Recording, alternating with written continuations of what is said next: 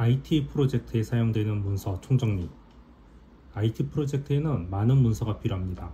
하지만 작은 프로젝트나 자사 시스템은 문서가 부족한 경우가 많죠. 그래서 저는 경험이 적은 사람들은 외부 SI 같은 경험을 통해서 문서 만드는 것을 몸에 익히게 하는 것을 추천하고 있습니다. 한국은 경험을 많이 할 수 있으나 남은 문서가 적어서 스스로 무엇을 했는지 정리하지 못하는 사람들이 많고, 문서가 필수인 일본에 넘어와서는 실력의 좋음에도 문서를 못 만들어서 평가절하되는 경우가 많거든요.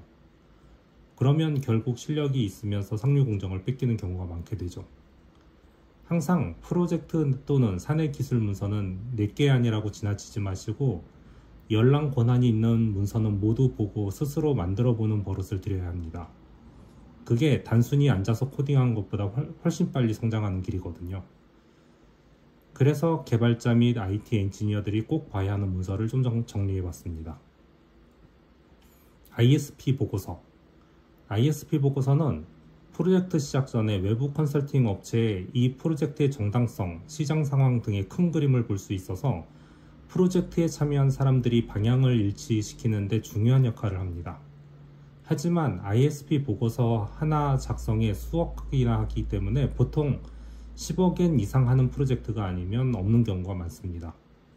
그래도 일본에서는 많은 이유는 IT 프로젝트 하나에 수천억엔이나 하는 경우도 있기 때문에 충분히 볼 기회는 많습니다. RFP, Request for Proposal, 제안 요청서라고 하는데, 발주사가 나는 이런 거 만들 테니 제안서 좀 가져와봐 하는 그 제안서를 만드는 기업에 제출하는 사양서입니다. 보통 여기에 기술적 요건들이 들어가는데요. 발주사의 담당자가 전체를 파악할 수 없는 경우가 많기 때문에 ISP 프로젝트를 진행하는 외부 컨설팅 업체가 발주사의 환경을 분석해서 만들곤 하는데요. 규모가 작은 경우는 발주사가 자주 발주하는 업체에 요청해서 만들기도 합니다. 때문에 RFP에 참여한 업체는 공모를 했을 때 우위에 점하는 기업을 이미 정해서 쥐약이라는 것을 넣을 수가 있죠. 요건 막 까발릴 수 없으니 제 컨텐츠에서 알아서 파악해 주시길 바랍니다. RFP는 현재 구조, 그리고 어떤 게 필요하고 개발 언어, 서버 등의 어떤 제약 조건 내에서 만들어야 한다는 내용이 기술이 됩니다. 판단이 애매한 상황이 있을 때 PL은 자주 확인하는 문서가 되죠. RFP에 없는 내용은 안 만들어도 되거든요. 물론 계약서에 있다면 만들어야 하지만 보통 RFP를 기준으로 계약서를 만들기 때문에 거의 일치합니다. 계약 시 추가되는 내용이 있기도 하니까 충분히 주의는 해야죠. 그래도 계약서는 프로젝트 멤버 전원이 볼 수 있는 곳에 두지 않기 때문에 멤버라면 RFP에 의지하고 PL이나 SE가 계약 내용을 확인해 주어야 합니다. 제안서. 제안서는 고객이 프로젝트를 리드할 업체를 선정하는 기준이 됩니다. 멋들어지게 만드는 경우가 대부분이지만 가장 중요한 이 프로젝트를 성공시킬 수 있는 요인이 들어가야 하죠. 제안서 하나만 잘 만들어도 수천만 엔짜리 프로젝트는 딸 수 있습니다. 그래서 제안서만 전문적으로 만드는 팀에서 1년에 5건 이상 만들기도 했는데요. RFP가 뜨면 바로 제안서 작성팀을 꾸리고 거의 2주를 제안서 작성에 몰두를 합니다. 각 분야의 사람들은 자기 파트에 제안을 하고요. 그걸 취합해서 그럴싸하게 만들어주는 속칭 이쁜이 작업 담당이 멋지게 이미지를 포함해서 표현을 해줍니다.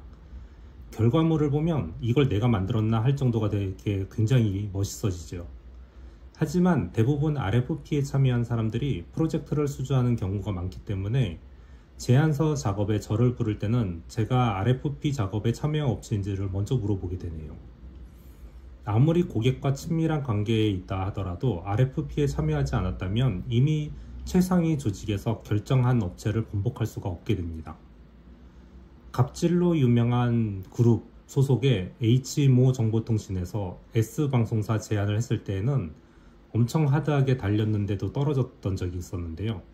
그래도 수고했다면서 거창하게 뒷부리를 쏘는 모습은 나름 멋있게 보이기도 했습니다. 보통 제안 한 번에 날리는 인건비 등의 비용이 거의 5천만 원 이상 나가는데 말입니다.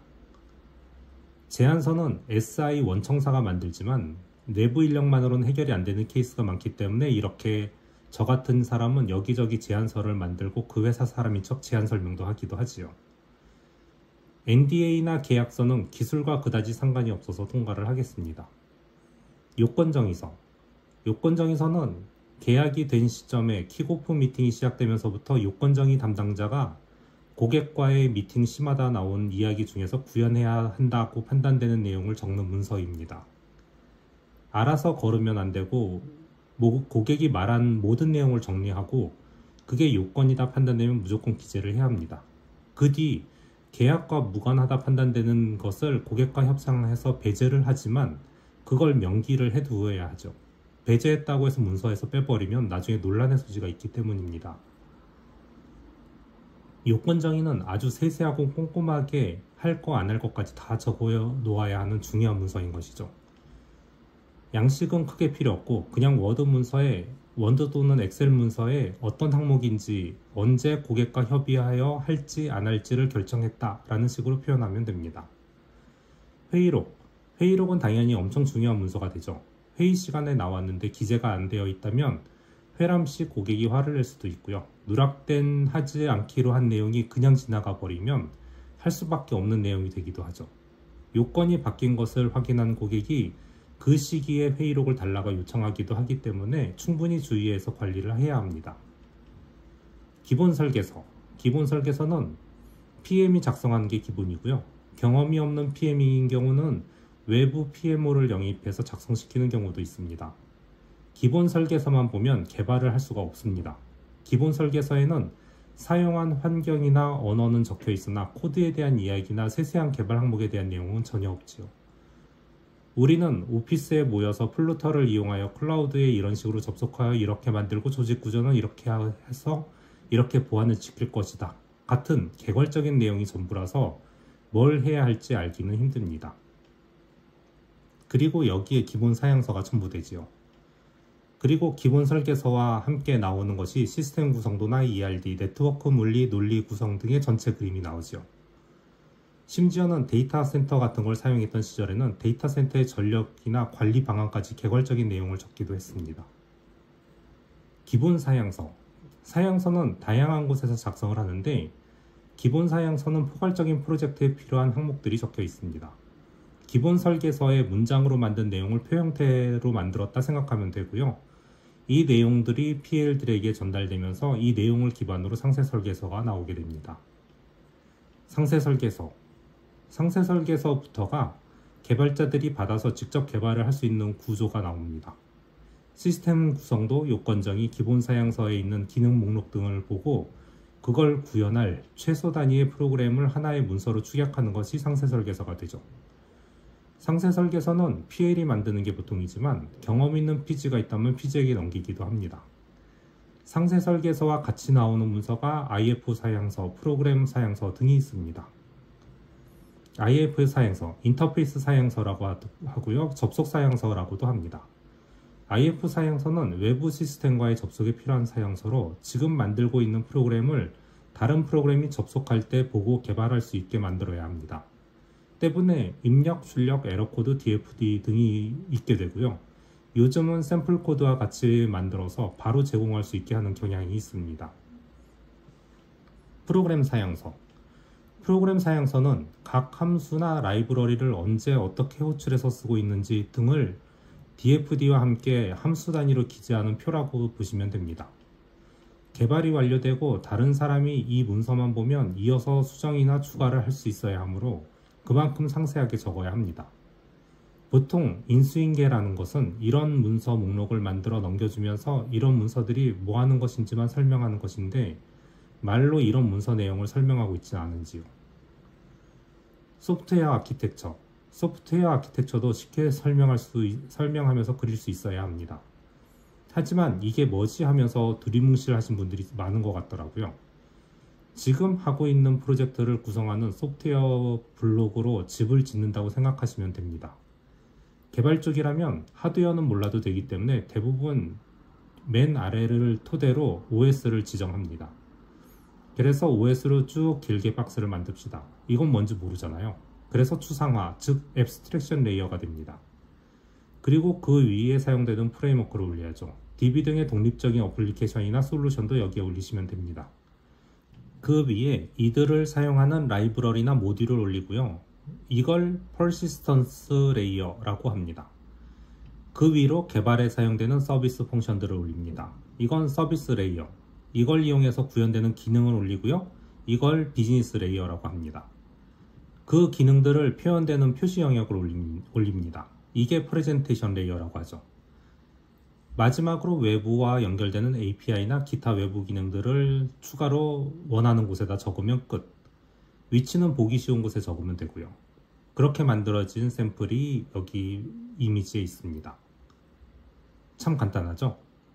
이렇게 쉽게 5분도 안 돼서 만들 수 있는 게 소프트웨어 아키텍처인데 여러분은 그동안 자신의 프로젝트에서 얼마나 소프트웨어 아키텍처를 만들어 보셨나요? 시스템 구성도. 시스템 구성도는 서버 간 또는 IT 시스템에 필요한 요소들을 연결할 때 사용하는 구성도입니다. 여기에는 네트워크가 어떻든 서버가 각 요소들이 어떻게 연결되어 있는지를 간략하게 적기 때문에 하드웨어 지식이 없어도 작성이 가능합니다. 보통 개발 PL이 많이 작성하죠. 네트워크 물리 구성도. 네트워크 물리 구성도는 네트워크 엔지니어가 L2, L3나 라우터, 방화벽 등의 장비가 실제로 어떤 기기랑 물려 있는지를 적는 구성도로 서비스 장애가 생겼을 때 가장 먼저 확인을 해야 하는 구성도입니다. 이게 있고 없고는 장애 해결 속도에 큰 영향을 끼치게 되죠. 네트워크 논리 구성도. 네트워크 논리 구성도는 네트워크 엔지니어가 작성 후에 개발자들에게 공유할 때 사용되는 구성도로 네트워크 장치는 없애고 간략하게 연결고리만 만들어서 제공하는 것이 보통입니다. 때문에 개발 시 서버들의 구성을 알기 쉽게 되어 있고 개발 펑션 등은 들어있지 않은 그림이 되지요. 요즘 같은 클라우드 시대에는 물리 구성을 알기 어렵기 때문에 논리 구성만으로 끝나는 케이스가 많습니다. ERD, Entity Relationship Diagram. 데이터의 구성 및 어트리뷰트의 구성을 연결하는 구성도입니다. 이전에 제가 좀 더 자세히 소개한 내용이 있는데요. 개발을 하면서 어떻게 데이터를 부르고 넣을지를 알아야 하기 때문에 ERD를 읽고 구조를 파악할 수 있어야 합니다. 보통 ERD는 데이터 아키텍트가 만들어주는데 그게 없는 작은 규모에서는 개발 리더가 주로 만들기도 합니다. 한국에서는 없는 경우를 너무 많이 봐왔는데요. 저랑 같이 프로젝트 해보신 분들은 ERD가 얼마나 중요한 역할을 하는지 잘 아실 겁니다. 저 같은 경우는 드로우.io 같은 툴을 사용하고요. 이걸 사용해서 모든 개발 문서를 연결한 식의 허브 역할도 할 수가 있게 되죠.